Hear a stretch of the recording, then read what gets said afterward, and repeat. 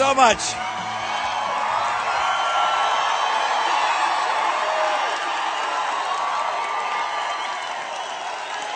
Now that's a Las Vegas welcome. Thank you.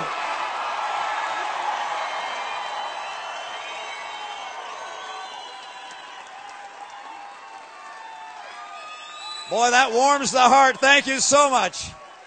What an honor to be here with you and to have you welcome me like this. I know this is not just for me or just for our party. This is for America. We're taking it back.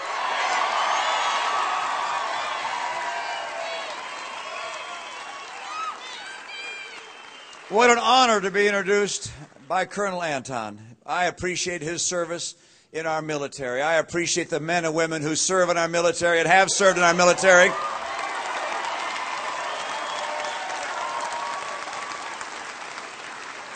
Today is National POW MIA Recognition Day, a day that we remember those who've served our nation and not come home.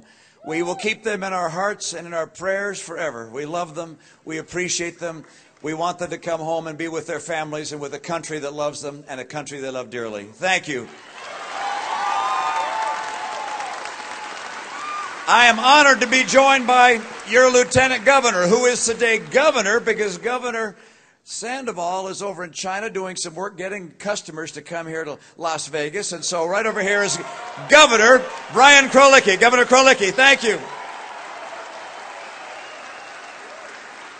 And as you know, Congressman Heck would be here, but Congressman Heck is serving in the military. He's a member of the reserves, and he can't be here because of his service. His wife, Lisa, is here somewhere. Thank you, Lisa. Right here. Thank you, Lisa.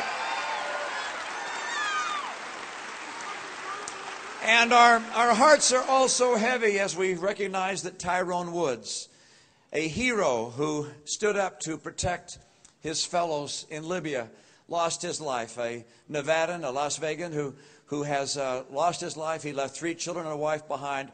May our hearts and prayers be turned to her and to their family as well. Thank you.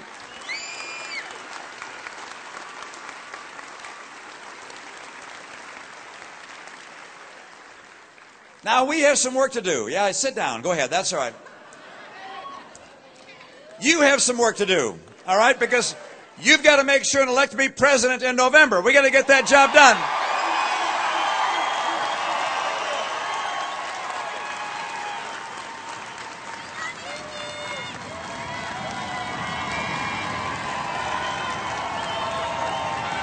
You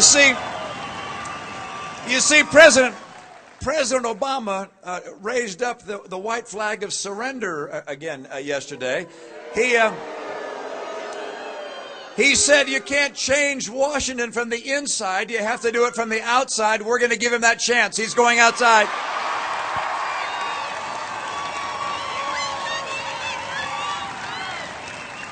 Last time around, his campaign slogan was, "Yes, we can." I'm afraid it's changing now to "No, he can't." And we're going to take back the White House.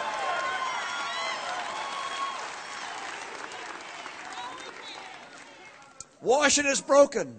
Washington is broken. There's so much we need Washington to do. We have 23 million people out of work. Incomes have been declining for 4 years in a row. 8% unemployment for over how many? 43 months right here in Las Vegas and in Nevada. You've seen housing prices bumping along the bottom, record numbers of foreclosures. These are tough times. We have a president who says he can't fix Washington. I can. I will lead. I'll get the job done.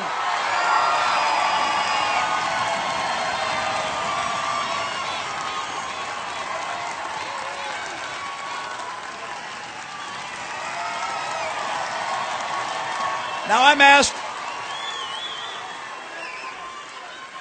am asked from time to time, what am I going to do? How am I going to get these things done? And there are 5 things I do, and I want to repeat them for you if you haven't heard them before. Number 1, to get this economy going and create 12 million jobs in the next 4 years. And by the way, when we create those 12 million jobs, we're going to see incomes go up again. Because even people, as you know, even people with jobs are having a hard time right now because the median income in America has dropped by $4,300 a family. And when median income is about $50,000, you think about the impact on all those families that have seen $4,300 in less take-home pay. And then, of course, the gasoline prices have doubled. The cost of health insurance has gone way up. Cost of food is up. Cost of electricity is up. These are tough times even for the people who have a job. So it's hard for those that have a job, hard for those that don't have a job. So you ask me, what am I going to do to get those jobs and rising wages? Number one, I'm going to take advantage of our oil, our coal, our gas, our nuclear, and our renewables.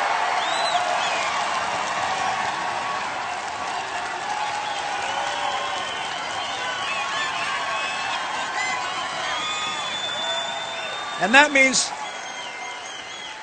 means, by the way, it means doing the opposite of what the president did. He has cut in half the licensing and permitting for oil and gas drilling on federal lands. And as you know, there are a lot of federal lands in the west of America. Governor, what's the percentage of Nevada that is federal lands is 87%. All right.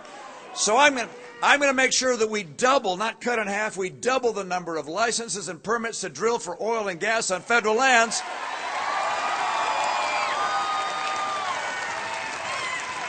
I'm going to make sure our air and our water are clean, but I'm not going to let the EPA use its regulations to stop the mining and use of coal.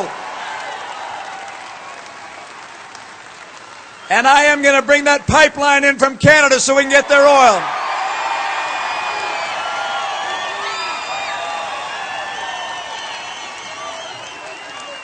So that's number one, energy. Number two is trade. I want to make sure that we have more trade with Latin America in particular. And if someone cheats like China has been cheating, we're going to stop it. We're going to crack down on cheaters that are stealing our jobs. Number three, we need to make sure that our workers have the skills they need to succeed. And right now, Washington thinks it knows better than the people of Nevada how to train people. There are 47 different federal job training programs, and they report to 8 different federal agencies. All that money, all that overhead, what I want to do is take those dollars, bundle it up, send it back to Nevada, and say, you train your people for the jobs the people of Nevada need and want.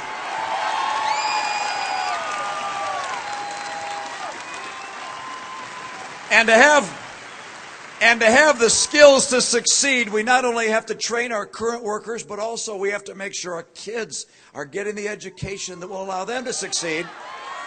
And we know how to do that. This is not a mystery. We can look at various nations around the world and see who's successful and who's not. We can look at our nation and see on average that our kids are scoring in the bottom quartile or bottom third in math and sciences. It's unacceptable. I'm very proud that in my state, my predecessors there, both in the governor's office and the legislature, worked hard, made changes to improve our schools. They're now ranked #1 in the nation. This I know.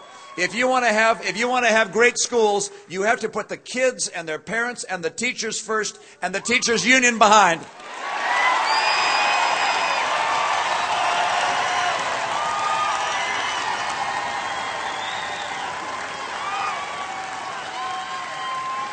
Number four, in order to create jobs, entrepreneurs have to be convinced, and businesses of all kinds that do the hiring have to be convinced that we're not on the road to Greece, where we're not going to be in a setting where we have fiscal calamity. And so we have to make very certain that we do something politicians have talked about, but politicians on both sides of the aisle have not done. And that is, I will cut federal spending, I will cap it, and we'll finally get on track to a balanced budget.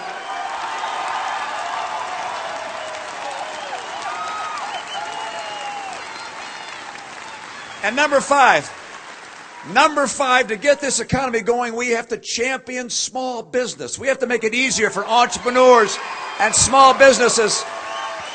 And that means doing the opposite of what the president's proposed. He's going to raise taxes on 1 million small businesses. I want to lower the taxes on all of the small businesses. I want to get regulators to see their job as not just stopping the bad guys, but also encouraging the good guys. And I also want to take this big cloud off of small business. I want to repeal Obamacare and replace it with something that will get the cost under control.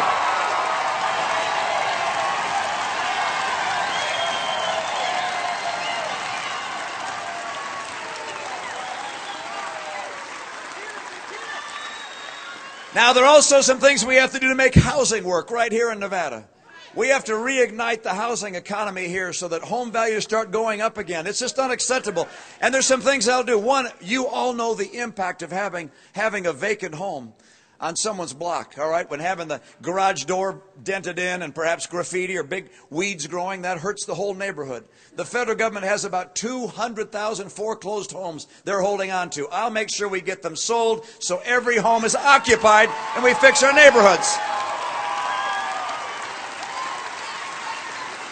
Now, maybe some of you have tried to get a mortgage lately.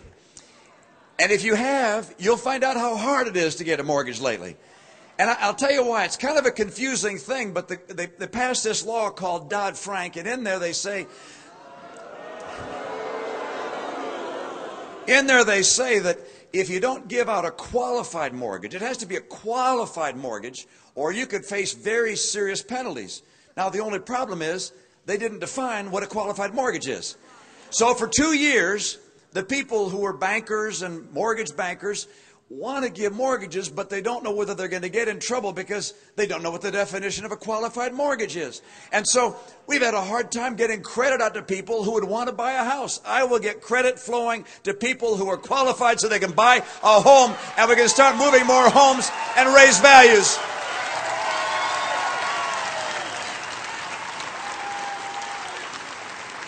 And you also, so you got to get credit to the home market if you're going to see home prices come up again. And the other thing you have to do is you have to have people who are able to buy a home, who have a job, who have an income. And that's why my plan to get 12 million new jobs in America and take-home pay is the ultimate way to get home values up. We're going to do it. Las Vegas is coming back.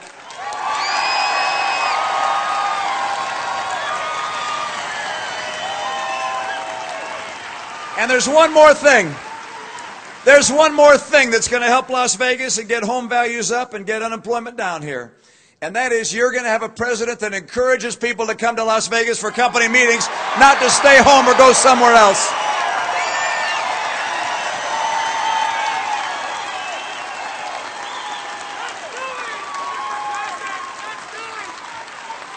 You guys, this is important. What we're talking about is important. It's important to 23 million people that don't have a job. It's important to those folks that are coming out of college that wonder whether they can find a job. This last spring, half the kids coming out of college couldn't find work or college-level work. This is the most prosperous nation in the history of the earth. How can that be? We have got to fix this for ourselves, for the coming generation, and for the world. It matters for America to be strong. I was in Poland. A few weeks ago and got the chance to meet a world hero, Lech Walesa, a man who stood up to the Soviet Union. And I came in and he looked at me. He said, you must be tired. You sit, I talk, you listen. And so I did. And then he said one thing time and again over about 15 minutes. He said, where is America's leadership? We need America to lead. America's the only superpower on the planet. We need leadership. We need leadership, American leadership around the world. We need to have a military so strong no one would ever think of testing America.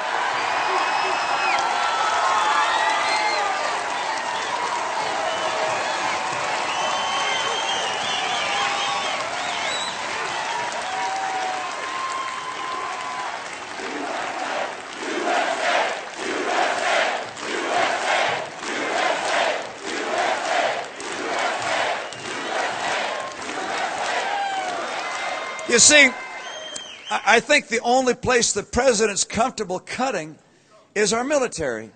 His White House proposed this sequestration idea that's taking hundreds of billions of dollars out of our military. His own budget takes out more hundreds of millions of dollars out of our military. I will not cut our military. The world is not safe. We must have a strong military and keep it so strong the world knows we're there.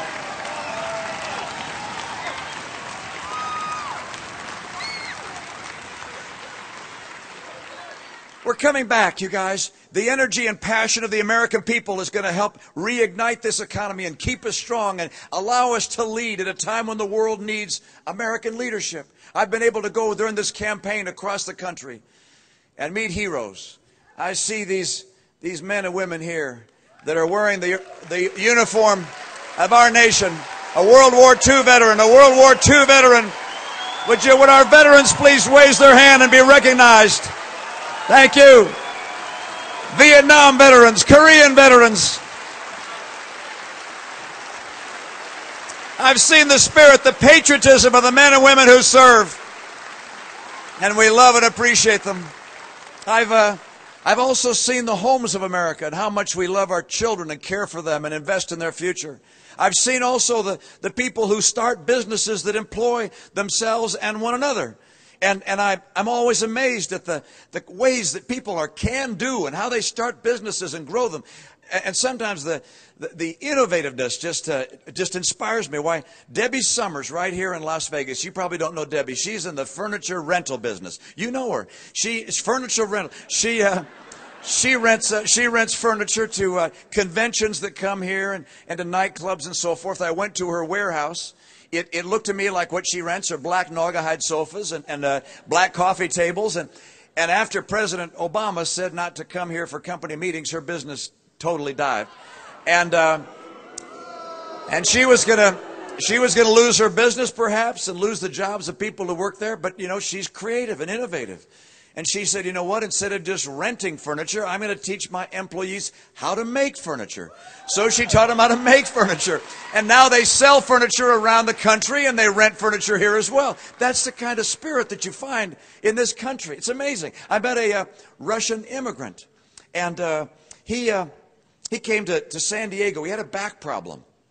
And he was wondering how he's going to get that back problem solved. He talked to some doctors and so forth. They didn't have a great idea. He came up with an idea for how he could fuse a backbone in the best way and a new way to do the surgery. And so he began a little company. Today that little company has $900 million in revenues, employs 1,300 people. It's called Nuvasiv. That's the nature of America. Immigrants coming here, building our country. And by the way, did you know that the immigrant community, Latinos and other immigrants come here, they build new businesses more often than those of us who've been here all of our lives. We welcome people who come here and build enterprises and put Americans to work, and we want to help them.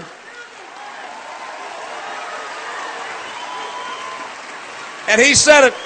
He said it right there. He said, you know what? If you come here and you build a business, you did build that business. The government did not build that business.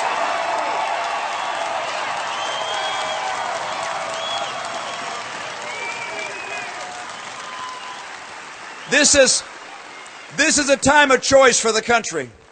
This is a time when we can decide to go down the path President Obama's put us on. He said he wants to pool our resources and reallocate, all right? He's gonna take from some and give to others. This redistribution idea has been tried in other places. This is not a new idea. It's just never worked in other places. And it's certainly not going to work here. He wants a bigger and bigger government, trillion-dollar deficits. What that leads to is not more people coming out of poverty, it's putting more people into poverty. Look, government is there and must be there for people who need help, for disabled, for the elderly that need help, for those that can't care for themselves. Of course, we will always be there. We're a compassionate people. But as someone has said, we don't measure compassion by how many people are on food stamps. We measure compassion by how many people can get off of food stamps and get a good job.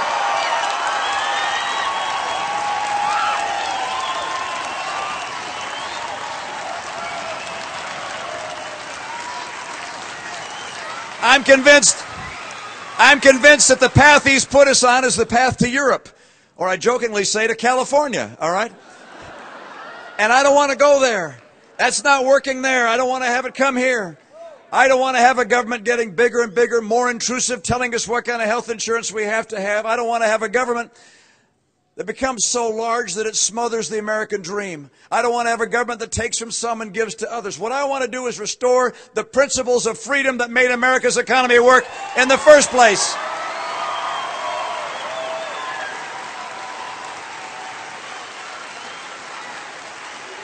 I believe in the vision of the founders. I believe that when they said God gave us our rights, they were right. And among those rights are life and liberty and the pursuit of happiness.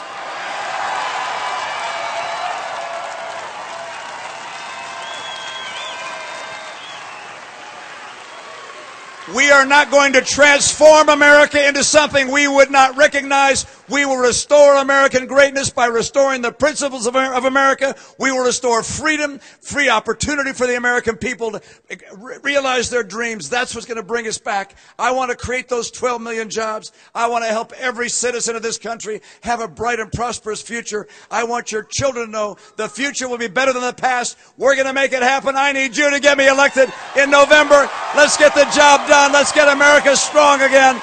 Thank you so very much, Nevada. Thank you, Las Vegas. Thank you. If I don't survive, I was born free.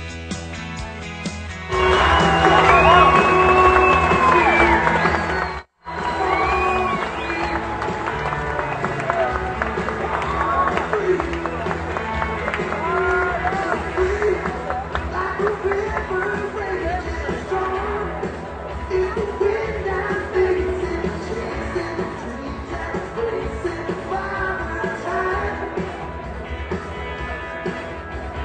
Deep